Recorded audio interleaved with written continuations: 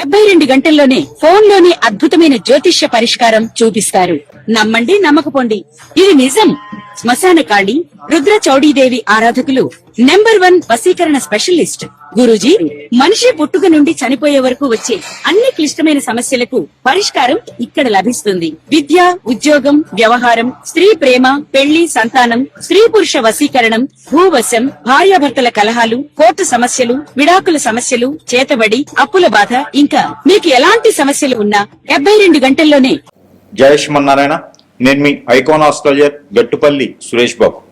మనకి 2026 సంవత్సరంలో అతిపెద్ద రెండో సూర్యగ్రహణం మనకి ఎప్పుడుందంటే కనుక ఆగస్ట్ 12వ తారీఖు 2026 సంవత్సరం. ఇది వచ్చేసి మనకి కర్కాటక రాశి ఆశ్లేష నక్షత్రం 3వ పాదం.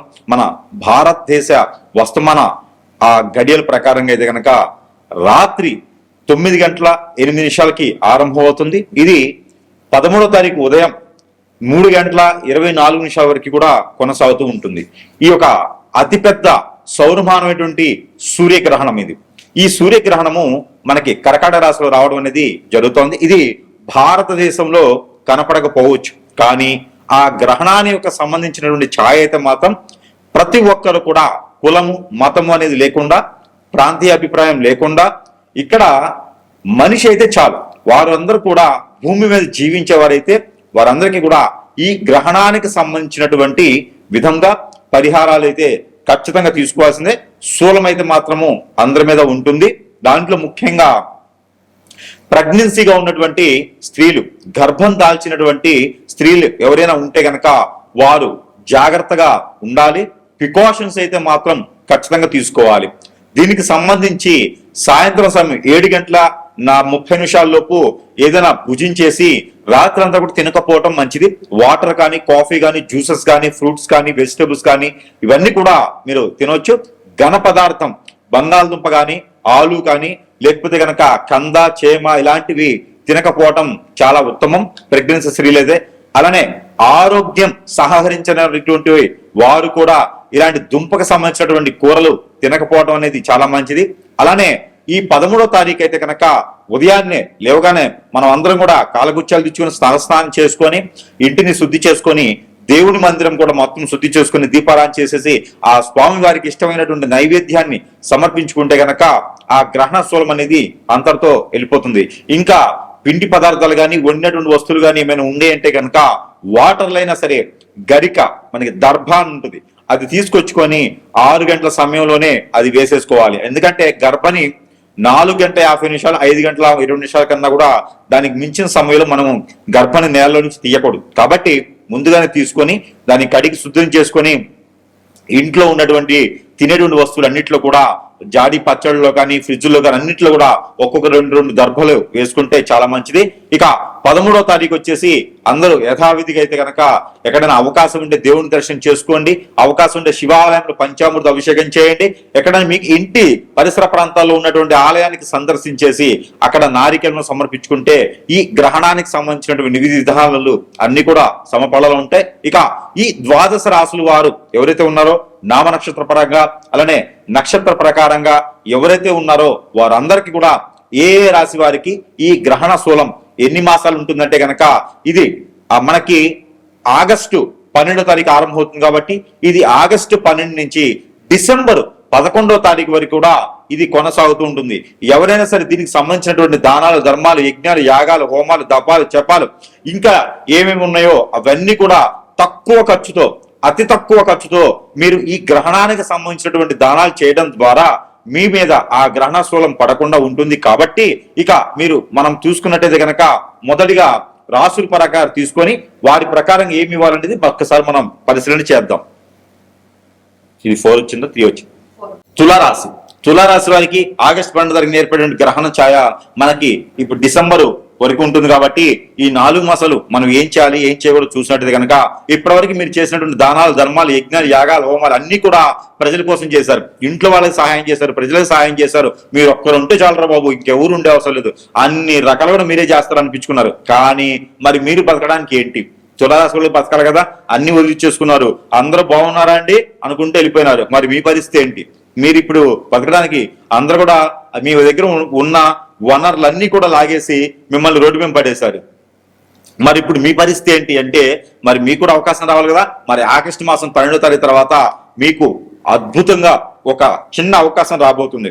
అది కూడా మీరు వదిలేస్తారనుకోండి, ఎవరొకరికి నాకు లేదండి అతని జాబ్ ఏంటని వదిలేస్తారనుకోండి, మీరు మళ్ళీ ఎవ్వరు కూడా పట్టించుకోవాలి, చూడరు. కాబట్టి మీరు ఎదుటి వారికి సహాయం చేయాలన్నా కూడా ముందు ముఖ్యంగా మన దగ్గర ఉండాలి. కాబట్టి మీరందరూ కూడా ఈ చిన్నపాటి అవకాశమా పెద్దపాటి అవకాశమా చదువుకుందాన్ని సరైనది కాదు అనుకుంటారేమో, అవన్నీ కూడా పక్కన పెట్టేసి మీరు ఏదైతే ఉందో ఇవన్నీ కూడా చవి చూడండి. వచ్చేటువంటి అవకాశాన్ని రాజకీయ రంగంలో రావచ్చు, సినీ రంగంలో రావచ్చు, బట్టల వ్యాపారం రావచ్చు, గోల్డ్ వ్యాపారం రావచ్చు, ఇంకేదైనా ఇతర రంగాల్లో రావచ్చు. అది వ్యాపారం అవ్వచ్చు, గుమస్తా అవ్వచ్చు, జాబ్ అవ్వచ్చు, ఇంకేదైనా అవ్వచ్చు. వచ్చేటువంటి రంగం ఏదైతే ఉందో, వచ్చేటువంటి అవకాశం ఏదైతే ఉందో అది ఖచ్చితంగా మీరు అందిపుచ్చుకోండి. అందిపుచ్చుకుంటేనే మీకు ఏదన్నా సుసంపన్నంగా, సుశోధనంగా, బహువిధంగా ముందుకు వెళ్ళేదానికి ఎక్కువ అవకాశాలు కనిపిస్తున్నాయి. కాబట్టి మీరు ఏదైతే అనుకున్నారో అది సాధించేందుకు ఆగస్టు మాసంలో మీరు చేయాల్సింది ఏంటంటే కనుక, ఎక్కడైనా శ్రీ వెంకటేశ్వర స్వామి వారి ఆలయం ఉంటే కనుక దర్శనం చేసుకోండి, 5 నారికేలను సమర్పించుకోండి. అలానే సెప్టెంబర్ మాసంలో కనుక అనుకున్న సాధించడానికి, అప్పులు ఇచ్చి తిరిగి రావడానికి, చిట్టీలు వేసి రావడానికి, ఎవరికి నుంచి మోసపోయినందుకు ఎవరైనా శత్రు భయం ఉంటే కూడా అవన్నీ తొలగిపోయేదానికి మీరు ఏం చేస్తారంటే శివాలయంలో పంచామృత అభిషేకం చేయించండి. అక్టోబర్ మాసంలో కనుక అనుకున్న సాధించడానికి, విదేశీ ప్రయాణం చేయడానికి, స్వదేశం రావడానికి, జాబ్ కోసం ప్రయత్నం చేసి జాబ్ రావడానికి, అలానే ఉద్యోగం కోసం ప్రయత్నం చేసి ఉద్యోగం రావడానికి, నిరుద్యోగులకు ఉద్యోగం రావడానికి మీరు ఏం చేస్తారంటే సుబ్రహ్మణ్య స్వామికి అభిషేకం చేయండి.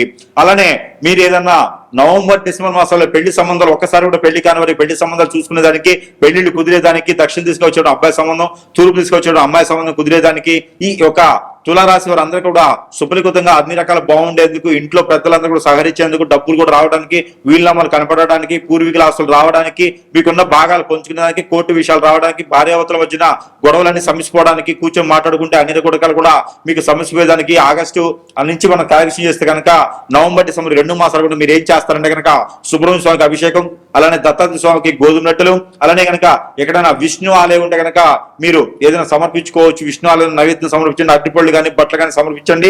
ఇంకా కూడా మన చివరిలో చెప్పే పరిహారాలు మీరు చేసుకున్నట్టయితే కనుక అన్ని రకాలు కూడా మీకు అద్భుతంగా ఉంటుంది. గండాలు కూడా మీకు ఉన్నాయి, నరదృష్టి నరకోశ కూడా ఉంది కాబట్టి అవన్నీ పితృదోషాలు ఉన్నాయి. కాబట్టి ఎక్కడ నది, వాగు, ఏరు, సలేరు, కుంట, కాలువ, సముద్రం, కోనేరు, ఇక్కడ బ్రహ్మగుండాల దగ్గర ఎక్కడ స్నానం ఆచరించినట్టయితే కనుక కొన్ని రకాల ఇబ్బందులు అనేది మీకు తొలగిపోయేలా ఉంటాయి. కాబట్టి ఖచ్చితంగా ఈ 4 మాసాలు ఎక్కడ పుణ్యక్షేత్రాలకు వెళ్ళినప్పుడు దర్శనం చేసుకొని అక్కడ స్నానం చేసేయండి. స్నానం చేస్తే కనుక మీకు ఉన్నటువంటి రుమ్మతులన్నీ కూడా తొలగిపోయేసి ఆరోగ్య ప్రకారం కూడా మీకు బాగుండేలా కనపడుతుంది. కాబట్టి ఈ విధంగా ప్రయత్నం చేసి ఈ పరిహారాలు చేసుకొని ఖచ్చితంగా మీరంతా కూడా బాగుపడాలని ప్రయత్నం చేద్దాం. ఈ 4 మాసాల్లో మీరు జాగ్రత్తగా ఉంటే వచ్చే 2 సంవత్సరాలు అంతా కూడా మీకు అద్భుతంగా అయితే ఉండబోతుంది.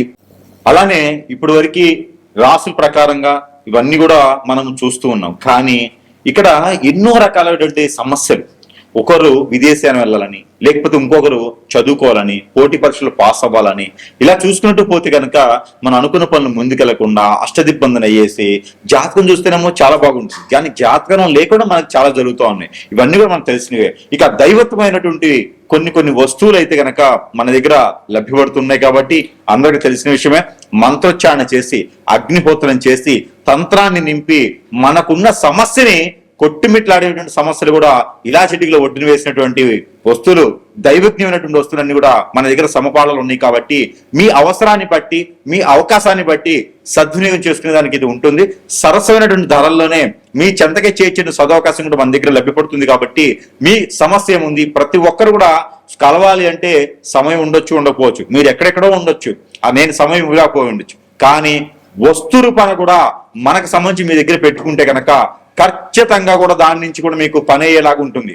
కాబట్టి మనము అగ్నిహోత్రంలో మంత్రము, అగ్నిహోత్రంలో తంత్రం కూడా చేసి మీ చెంతకి చేరుస్తాం. కాబట్టి ఎవరికైనా కావాలి అంటే కూడా మీరు స్క్రీన్ మీద కనిపించేటువంటి నంబర్కి సంప్రదించినట్టయితే కనుక మీకు కావాల్సిన వస్తువు మంత్రోచ్చారణ చేసి కనీసం మీరు ఆర్డర్ పెట్టిన రోజు నుంచి 15 నుంచి 20 రోజుల సమయం అయితే ఖచ్చితంగా మీ చెంతకి చేర్చేందుకు పడుతుంది. ప్రతి ఒక్కరు కూడా దీన్ని గ్రహించుకోవాల్సి. ఇకపోతే మనకి పరిహారాల విషయంకి వస్తే కనుక ఈ రాశి వారు ఖచ్చితంగా ఈ పరిహారం చేసుకున్నట్టయితే కనుక ఇక కొంతమేర అయితే కనుక ఉపశమనం లభ్యపడుతూ ఉంటుంది. అలానే ఈ రాశి వారు కనుక ఈ గ్రహణానికి సంబంధించినటువంటి విధి విధానాలకు ఇబ్బంది లేకుండా ఉండేందుకు ఈ యొక్క పరిహారం చేసుకున్నట్టయితే ఆ గ్రహాల యొక్క సౌలభ్యం కావచ్చు, గ్రహాల యొక్క స్థితిగతులు కావచ్చు, అన్ని కూడా మీ వైపు కొంతమేరైనా సరే శుభ దృష్టిలో ఉండేలాగా ఉంటాయి. కాబట్టి ఈ యొక్క పరిహారం మీకోసం. ఇక గోధుమ పిండి కానీ, గోధుమలు కానీ, గోధుమ రవ్వతో కానీ మీకు బెల్లం వేసి పాలు పోసి చేసినటువంటి తీపి పదార్థం ఏదైతే ఉందో అది ఉదయించే సూర్యునికి నైవేద్యం పెట్టి ఉదయించే సూర్యుడికి నీళ్లు ఆర్చినివ్వండి.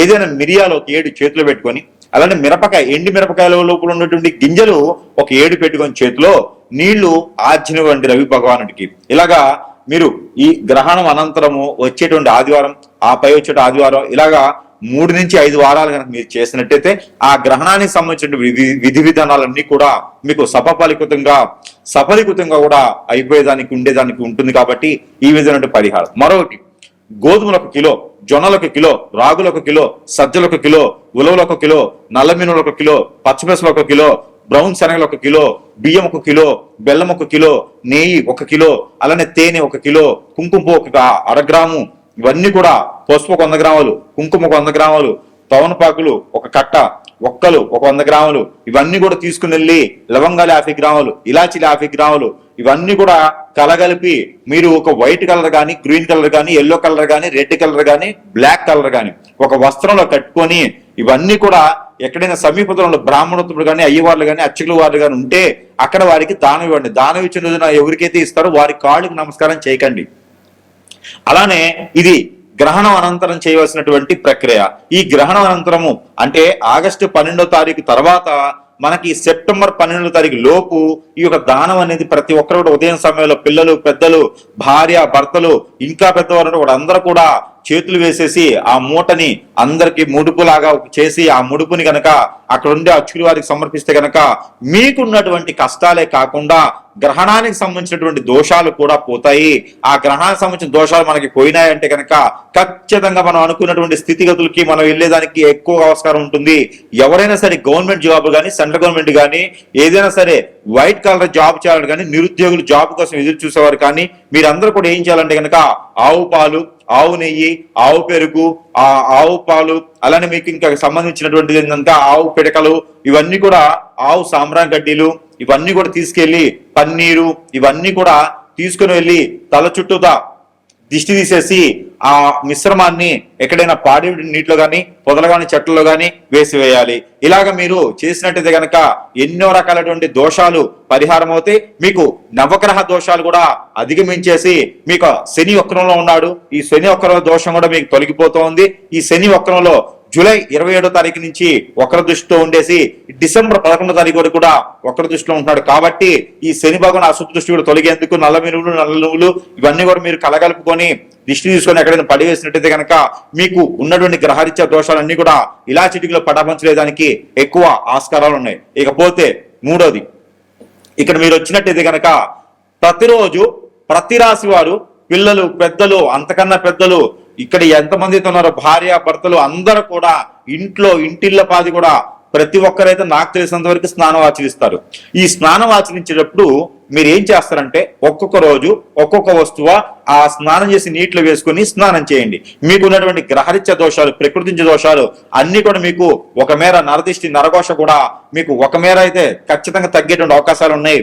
మీరు ఏ పని కోసం ముందుకు వెళ్తున్నారో ఆ పనులన్నీ కూడా సకాలంగా పూర్తయ్యేలా కనపడుతున్నాయి. కాబట్టి మీరు ప్రతినిత్యము కూడా సోమవారం రోజున కర్పూరము, మంగళవారం రోజున మనకి ఇలాచీలు, బుధవారం రోజున ఉప్పు, అలానే గురువారం రోజున పసుపు, శుక్రవారం రోజున లవంగాలు, శనివారం రోజున మెంతులు స్నానం చేసే వాటర్లో వేసుకొని స్నానం ఆచరించండి. ఎన్ని వేయాలి? ఒక చిటికెడు. ఇంకా కూడా సబ్క్యూట్ లవంగా కూడా వేసుకోవచ్చు, ఇంకా కూడా దాల్చిన చెక్క కూడా వేసుకోవచ్చు. కాబట్టి ఇంకా ఇలాంటి ఏమైనా ఉంటే కూడా అవన్నీ కూడా స్నానం చేసే నీటిలో వేసుకుని స్నానం చేయడం వల్ల మీకు ఎన్నో రకాల రుమ్మతల గురించి బయటపడేదానికి ఎక్కువ ఆస్కారం ఉంది. ఈ గ్రహణానికి సంబంధించినటువంటి విధి విధానాల్లో అన్ని కూడా సకాలంగా పూర్తవుతూ ఉంటాయి. ఇంకొకటి మస్టర్డ్ ఆయిల్ ఒకటి, అలానే ఆముదం ఒకటి, బాదం ఆయిల్, ఆల్మండ్ ఆయిల్ అంటారు, ఇవి ఒకటి తీసుకొచ్చుకొని అన్ని కూడా 3 సమానత్వంగా కలగలుపుకొని దాంట్లో కోకోనట్ ఆయిల్ కూడా కలగలపండి. ఈ 4 ఆయిల్ మిశ్రమాన్ని ఉదయించేటువంటి సూర్యకిరణాలకు చూపించేసి ఆ ఆయిల్ ని కూడా మీరు ప్రతి ఒక్కరు కూడా ఇంట్లో స్నానం చేసిన మిమ్మట 1 టీ స్పూన్ సుమారు చేతిలో వేసుకొని తల మీద, షోల్డర్స్, నాభి, అరిచేతులు, అరికాళ్ళు, అలానే L4, L5 బ్యాక్ ఇక్కడ దగ్గర మీరు ఒక్కొక్క డ్రాప్ చొప్పున అప్లై చేసుకుంటే కనుక మీకు నరదిష్టి, నరఘోష, శత్రువైన, శత్రుపేడ, ఆర్థిక సమస్యలు, ఆరోగ్య సమస్యలు, దీనితో పాటు ఉపశయనం మీ పైన ఏది కూడా నరదిష్టి రాకుండా ఉండేందుకు అనుకున్న పనులు ముందుకు వెళ్ళేదానికైతే కొంతమేర అయితే సహకరించబడుతుంది. కాబట్టి ఇవన్నీ కూడా చేసుకుంటూ ఉంటే కొంతమేర అయితే గనక మనకి ఎన్నో రకాల గ్రహరీత్యా దోషాలు కావచ్చు, ప్రకృతి దోషాలు కావచ్చు, గ్రహణానికి సంబంధించింది కావచ్చు, వక్రంలో ఉన్నటువంటి శనీశ్వరుడు కావచ్చు, ఇవన్నీ కూడా మీకు సకాలంగా అయ్యేటువంటి దానికైతే ఆస్కారం ఎక్కువగా ఉంటుంది. ఇవన్నీ కూడా మీరు పాటించుకొని మీరు సుసంపన్నంగా, సుశోధనంగా, బహువిధంగా కూడా ఉండేలాగా మనస్ఫూర్తిగా అయితే కోరుకుంటా ఉన్నాను. జై శ్రీమన్నారాయణ.